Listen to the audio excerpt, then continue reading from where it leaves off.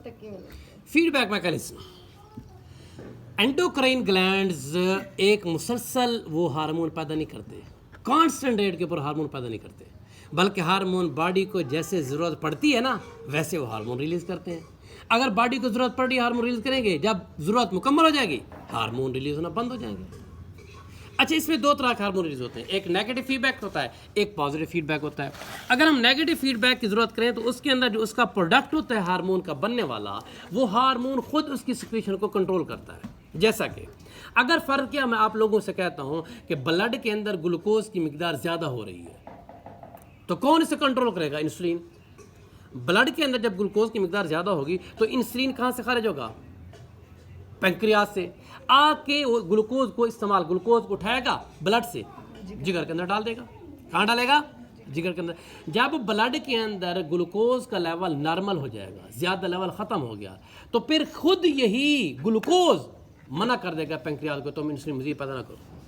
खुद ही ग्लूकोज मना कर देगा, आगे मजीद इंसुलिन पैदा करने की ज़रूरत नहीं है। इस तरह अगर इंसुलिन कम है तो ग्लूकागॉन क्या करेगा? ग्लूकागॉन पैदा होगा। सॉरी, इस तरह अगर ग्लूकोज कम है तो ग्लूकागॉन पैदा होगा। वो क्या करेगा? जिगर से ग्लूकोज उठेगा, ब्लड में डाल देगा। और जब ब्लड के अंदर सफिशिएंट मिकदार के अंदर ग्लूकोज हो जाएगी तो फिर यही ग्लूकोज मना कर देगी ग्लूकागॉन को कि तुम्हारी अब ज़रूरत नहीं रही। मतलब ये है कि ये नेगेटिव है, खुद ही प्रोडक्ट मना कर रही है कि उसे तुम ना आओ, तुम्हारी ज़रूरत नहीं है। यानी ग्लूकोज एक प्रोडक्ट है, वो खुद मना कर रही है कि तुम्हारी ज़रूरत नहीं रही। यह है नेगेटिव फीडबैक। ये नेगेटिव जा रहा है। क्या जा रहा है? हाँ। पॉजिटिव क्या है कि प्रोडक्ट खुद कहेगी कि तुम मजीद रिलीज करो।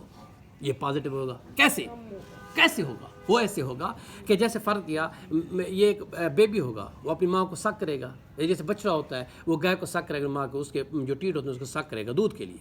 पैगाम जाएगा किसके पास? पिट्यूटरी ग्लैंड के पास। पिट्यूटरी ग्लैंड क्या खारिज करेगा? ऑक्सीटोसिन खारिज करेगा। ऑक्सीटोसिन क्या आएगा? आके दूध रिलीज कराएगा। अब बेबी ने सक किया, पैगाम गया किसकी तरफ? पिट्यूटरी ग्लैंड की तरफ। उसने क्या किया? ऑक्सीटोसिन खारिज किया। Oxytocin milk injection. अब ज़्यादा बेबी सक करेगा, ज़्यादा ऑक्सीटोसिन पैदा होगा, ज़्यादा दूध बनेगा। जितना ज़्यादा वो सक करता जाएगा उतना ज़्यादा ऑक्सीटोसिन बनता जाएगा और उतना ज़्यादा दूध बढ़ता जाएगा। ये पॉजिटिव फीडबैक है। बेबी सक ज़्यादा कर रहा है, ऑक्सीटोसिन ज़्यादा आ रहा है और दूध ज़्यादा बन रहा है। समझ लगी? उधर ग्लूकोज का लेवल अप हो रहा था और उधर ग्लूकागॉन को मना किया जा रहा था। वो नेगेटिव था। वो क्या किया था? नेगेटिव मना किया जा रहा था। इधर बढ़ाया जा रहा है सिस्टम को, ये पॉजिटिव है। अच्छा, एंडोक्राइन सिस्टम की बात करें, डिसऑर्डर की दो तरह की डिसऑर्डर होती है एंडोक्राइन सिस्टम में। एक वास्कुलर डिसऑर्डर होती हैं और एक फंक्शनल डिसऑर्डर होते हैं। वास्कुलर डिसऑर्डर वो होती हैं कि जिसके अंदर वेसल्स के अंदर, खून की नालियों के अंदर मसला आ जाता है, उसको हम वास्कुलर डिसऑर्डर कहते हैं। जैसा कि पैरालिसिस, फालिज की मिसाल है। और नर्वस डिसऑर्डर या फंक्शनल डिसऑर्डर वो होती हैं कि जिसके अंदर न्यूरॉन की इंपल्स की ट्रांसमिशन के अंदर, कंडक्शन के अंदर मसला आ रहा है, उसको हम फंक्शनल डिसऑर्डर कहते हैं। तो सबसे पहले हम देखते हैं हमारी जो पैरालिसिस है वो क्या होता है। फालिज जिसे हम कहते हैं, फालिज क्या होता है? ये वास्कुलर डिसऑर्डर है।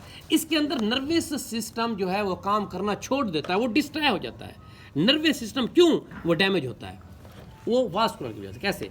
इसके अंदर दो तरह होते हैं। एक आपने सुना होगा, लोग कहते हैं ब्रेन हेमरेज हो गया है, ब्रेन हेमरेज एक। और दूसरा होता है जिसे हम कहते हैं कि ब्रेन स्ट्रोक हो गया है। ये स्ट्रोक या हेमरेज इस वजह से होते हैं। उसके अंदर जो खून की नालियां होती हैं, बीपी हाई होने की वजह से या किसी वजह से खून की नालियां जो दिमाग के अंदर हैं या स्पाइनल कॉर्ड के अंदर है वो फट जाती हैं। उनके फटने की वजह से दिमाग के अंदर खून आ जाता है। जब दिमाग के अंदर खून आएगा, जो दिमाग है वो काम करेगा, सीएनएस डैमेज हो जाएगा, nervous system damage, brain damage हो जाएगा।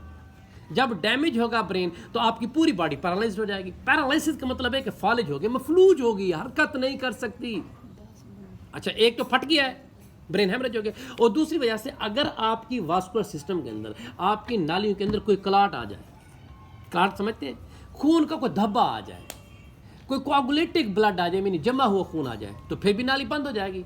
खून सीएनएस तक जाएगा? नहीं जाएगा। जब नहीं जाएगा सीएनएस काम करना छोड़ देगा, डैमेज हो जाएगा।